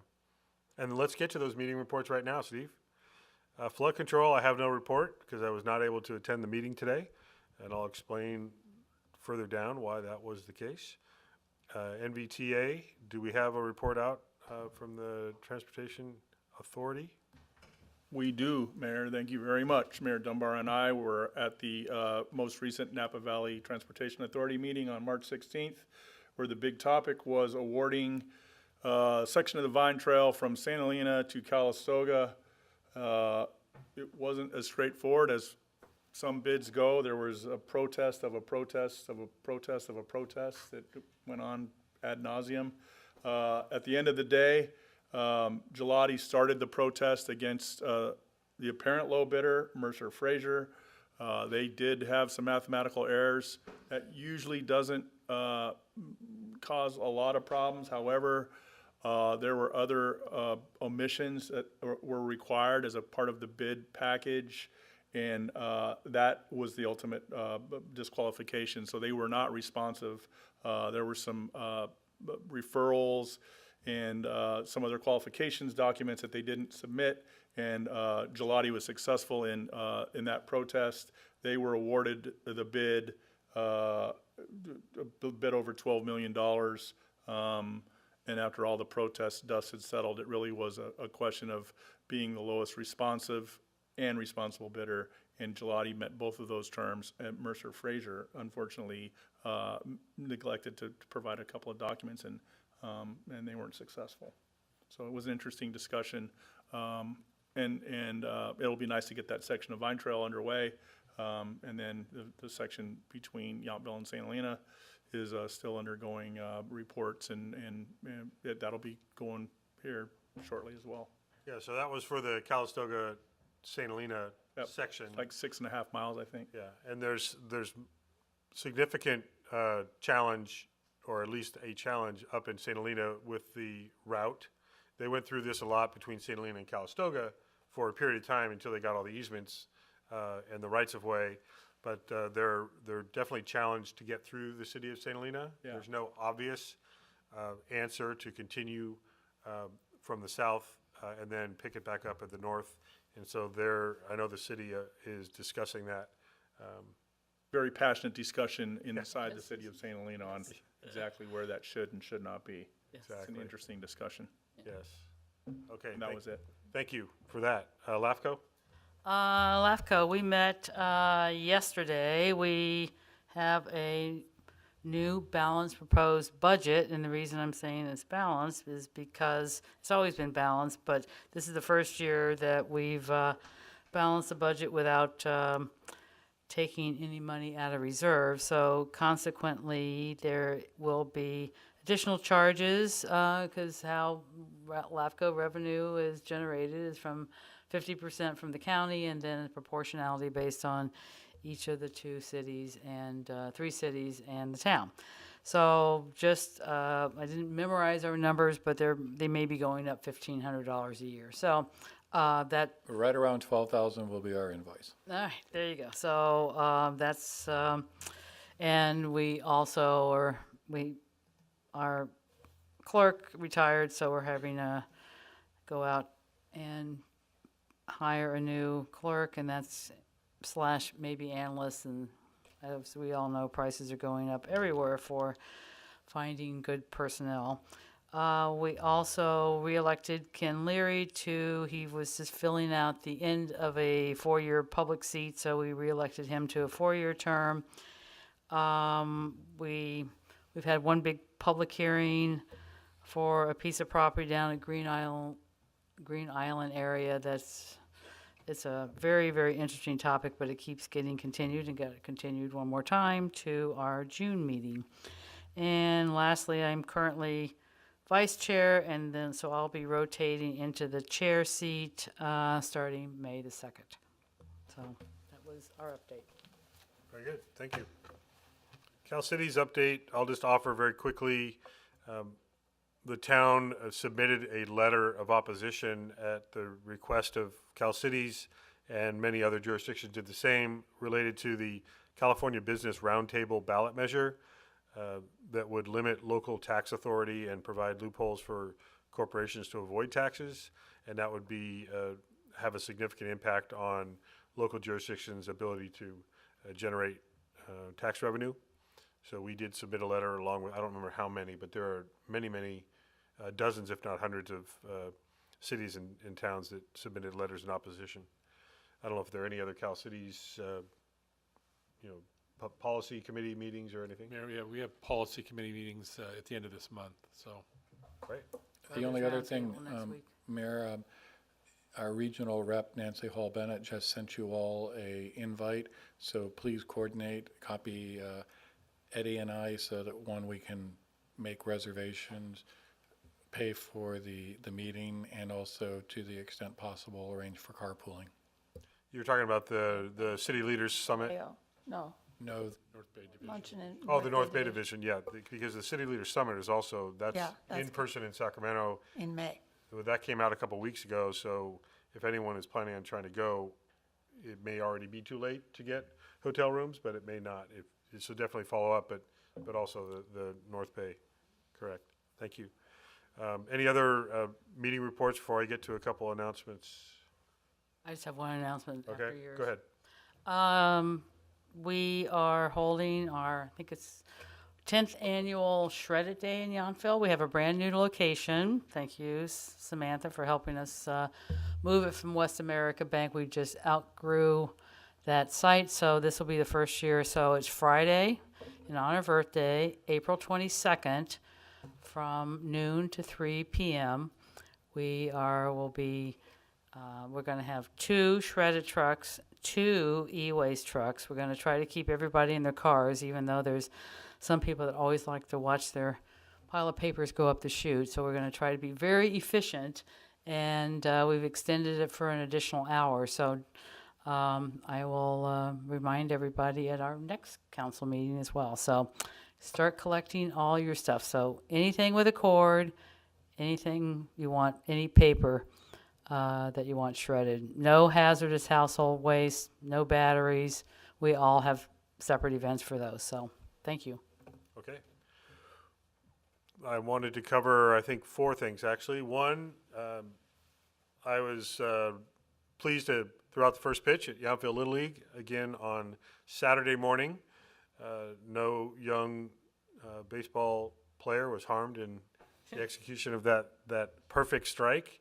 I want to just recognize the coordination, Jen Carvalho and our local Kiwanis, and many others, not only from the town, but parents and other supporters from the community, keeping that great tradition alive. I mean, there aren't many more cute things than when young kids are running out onto a baseball field, for opening day with a huge smile on their face, and so it was a lot of fun to be a part of that. Again, Steve and Councilmember Knight and others working the concession for the pancake breakfast. Thank you for doing that and carbo loading everybody, and that certainly helped the kids run around and out on the field. Also, today, town manager and I were up at the Veterans Home for the Skilled Nursing Facility and Memory Care Center official groundbreaking ceremony. It was very well attended by a few dozen of the veteran home members, several members of the different construction partners that are working on this. Very interesting to hear how they are going to be design building this project. 240 beds, some $300+ million, and a lot of the fabrication is happening in Woodland for the building itself, and they're building the walls, and they're going to bring them down with windows in them and ready to prop up, and it'll be pretty amazing to watch. They do have cameras that are displaying the progress throughout the property. I'm sure they're also acting as security. Yes. But there's been quite a bit of ground moving and some foundational walls that are already in place. But our Assembly member, Cecilia Aguiar-Curry, Dr. Mbassiani, the Secretary of Calvet, several members of the Calvet senior leadership and other stakeholders were there. And so that was really great to see that. It's been many, many years in the making. It was also very encouraging that all those senior leaders in Calvet were speaking very positively about the need for affordable housing to support their caregiver needs up there. So I thought, what a good idea that is. So I was also up just last week. Hadn't been up there for almost 2 years, except for a couple opportunities, but twice in 1 week. There was a recognition of the 50th anniversary since the Vietnam War, and so there was a recognition of all the Vietnam War veterans. Last week, it was organized by the Daughters of the American Revolution, who put together, along with a national effort, a local ceremony honoring. There are about 300 members at the home that are Vietnam vets, and they received commemorative pins thanking them for their honorable service and recognition that they were not honored and appreciated as they should have been when they came back originally, and in some cases it took decades for the recognition. And so kudos to Daughters of the American Revolution and our local Calvet administration and others for putting that on. I was, along with Napa Mayor Scott Sedgley, he and I were in a little vehicle parade that we got to go around a couple laps, trying to make as much noise as we could. Had some of the vets either in their resident hall area or even through the windows that we were able to wave and acknowledge. So that was nice. They also had some live music up there for some of the veterans that were able to come out and enjoy the open air, because there hasn't been a whole lot of that outdoor activity for a long time up there. Also, I am on the Napa County Community Wildfire Protection Plan, or the CWPP ballot measure committee. So we have various representatives from jurisdictions, fire safe councils, CAL FIRE, county and a few other stakeholders that are part of this committee that first was working to support the county's crafting of the measure. Now that they have adopted it and it's going before the people for a vote in June, we are working on how that ballot measure gets shared with the public and people can learn more about it and then cast their votes in a couple months. So those are some of the things I've been busy with. Any other reports or announcements before we conclude today? Okay, I always turn to Samantha because she's always got something else going on out there. Do we have, I know that we've had ongoing, our poet laureate has been very busy, but also some other Arts Commission activity. I don't know if there's anything you want to report there or update on Art Sip and Stroll or anything else. Sure. Next Thursday we have a new art gallery opening from 5 to 7:30, 5:30 to 7. Sorry, Callie Zoe. That's a short show. Will be coming in, and it's a painter, and they're sisters. One of them is a painter, one makes jewelry, and so they'll be there for their opening, and then doing pop-ups on Fridays. And of course, Art Sip and Stroll, May 21st. Tickets or tasting packages are on sale. We're really excited. Should be a great day. Our egg hunt's coming up Saturday before Easter. That's always fun. Margie covered Shred It. Got a great lineup of stuff for summer. So, did you know there's a national paper shortage? So our rec guide is delayed, but it is online. So people can view it there. But all of our listing of summer events is there. But the book should hopefully be out as soon as we get paper. So, thanks. Add it to the list. There must be one really large ship out there that has all of this stuff on it. Okay, I think that takes care of our business for today. Again, apologies for having some computer trouble to get started, but we'll subtract that 15 minutes from the hour as if we finished at 5 o'clock. Our next regular meeting is scheduled for Tuesday, April 19th at 3 o'clock in person. We believe that we're going to be able to stick to it, and our other boards and commissions are also meeting now in person. I know that we did have a change of start time for zoning and design review, I believe, moved from 6 to 5:30, the same Monday schedule, but just a half an hour earlier. Let me clear. Arts Is that Commission, correct? Monday. No, you. Tuesday, that's right. ZDRB is on Tuesday, Tuesday, so yeah. they will be coming up next. They will be the next body, and they will be starting at 5:30. And yes, the first body to meet in person yesterday was the Arts Commission, and they also have started meeting here for televising purposes so that we can continue that practice. So now all of the council boards and commissions are televised and meeting out of the town council chambers. Can I blame the Arts Commission for the computer problems we were having earlier? Eddie? No. Is that, yes. Well, they're saying yes. Yes, Mayor. Okay, we're going to go ahead and adjourn. I don't dare try to use the electronic voting, but, We can do a voice vote. Do you prefer, Mayor? okay. I move we adjourn. I'll second. Vice Mayor Dornbecker moves, seconded Councilmember Mueller. All in favor? Aye. Any opposed? Abstentions? I'm Thank sorry. you all very much. Thank you for your patience. I didn't See you say next time. to our next